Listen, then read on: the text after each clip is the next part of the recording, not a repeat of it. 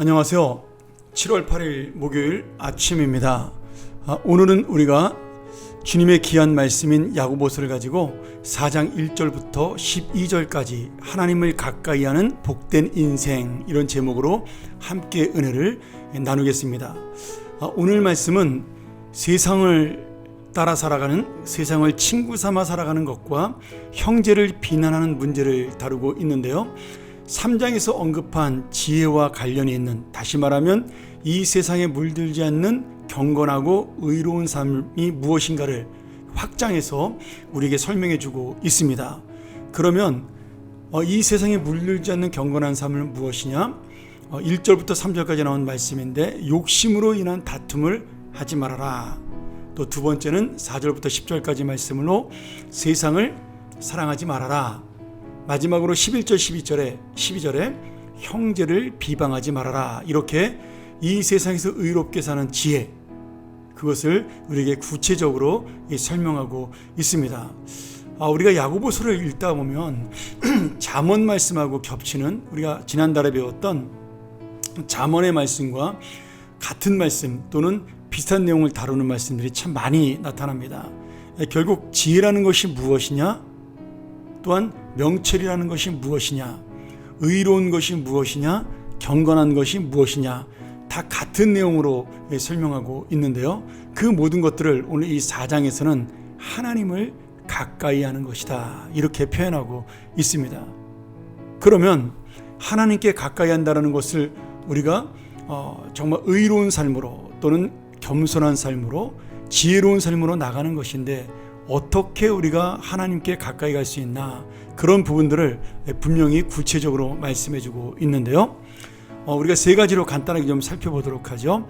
첫 번째는 1절부터 3절의 말씀으로 정욕을 버려라, 그리고 싸우지 말아라, 이렇게 되어 있습니다.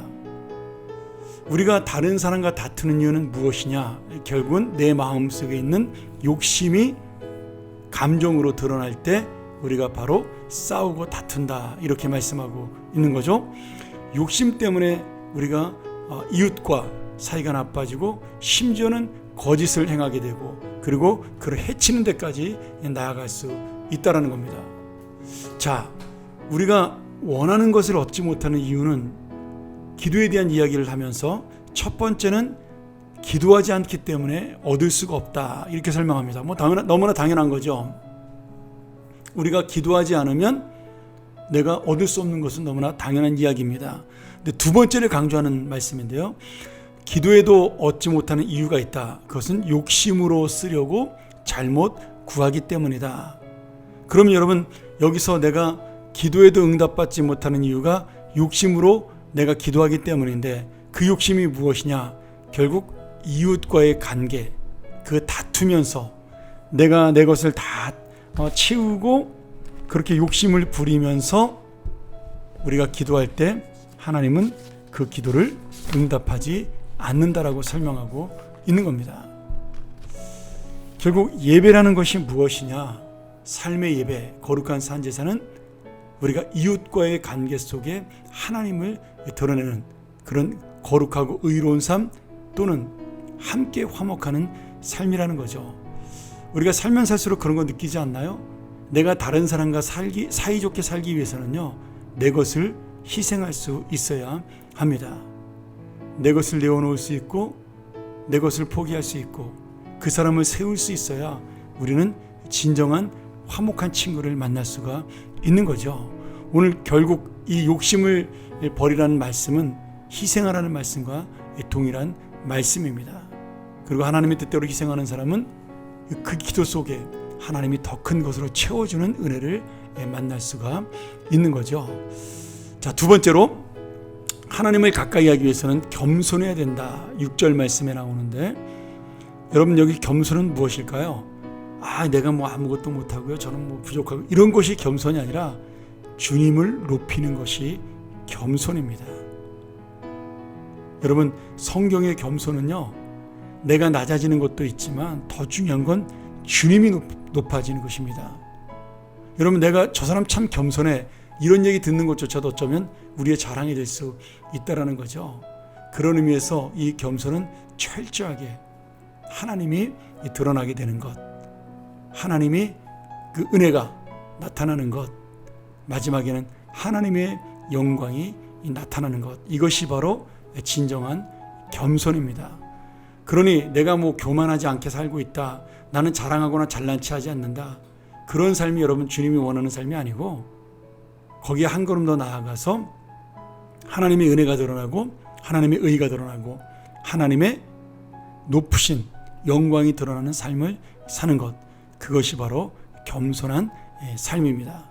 그때 우리가 하나님이 가까이 하는 복을 받을 수가 있다는 거죠. 세 번째로 죄를 떠나야 합니다. 8절 말씀, 하나님을 가까이 하라, 그리하면 너희를 가까이 하시리라. 그 다음 말씀, 죄인들아 손을 깨끗이 하라, 두 마음을 품은 자들아 마음을 성결하게 하라. 이렇게 말씀하고 있습니다. 여기 두 마음을 품었다라는 것은 하나님과 겸하여 다른 것을 섬기는 것을 말씀하겠죠.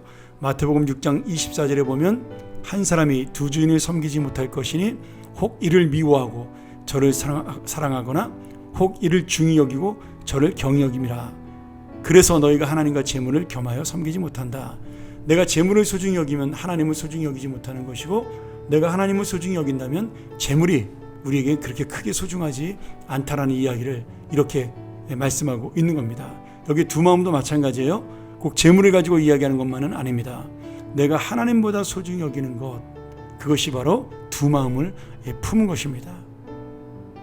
오늘 여러분, 우리가 하나님에 대한 어떤 정말 거룩한 마음, 또 하나님만을 품는 그런 믿음의 마음을 갖는다면 우리가 죄를 짓기는 어려운 거죠.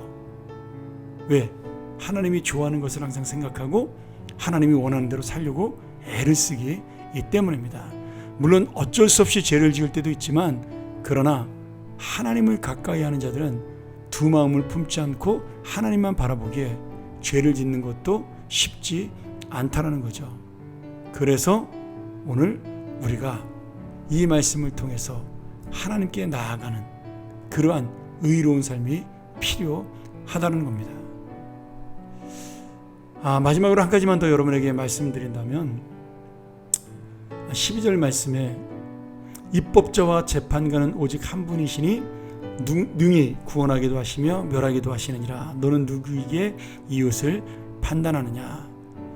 여러분, 이 말씀 교만한 자가 되지 말라는 말씀이죠. 하나님 앞에 겸손한 자는요, 다른 사람을 하나님께 맡기는 사람입니다.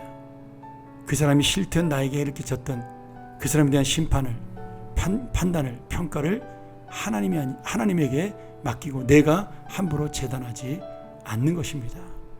오늘 여러분, 하나님을 가까이 하는 자의 이 복, 결국은 욕심을 내려놓는 것, 내가 하나님 앞에 정말 의롭게 살려고 애를 쓰는 그러한 마음, 내가 죄를 떠나는 마음, 이런 모든 것들이 무슨 마음이에요?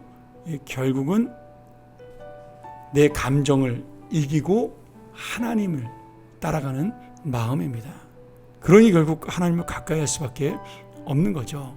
오늘 여러분, 우리가 이 말씀 마지막으로 정말 하나님을 가까이 하기 위해서 내 감정을 내려놓을 수 있는, 여러분, 다른 사람에게도 가까이 가려면 내 감정을 내려놔야 가능합니다.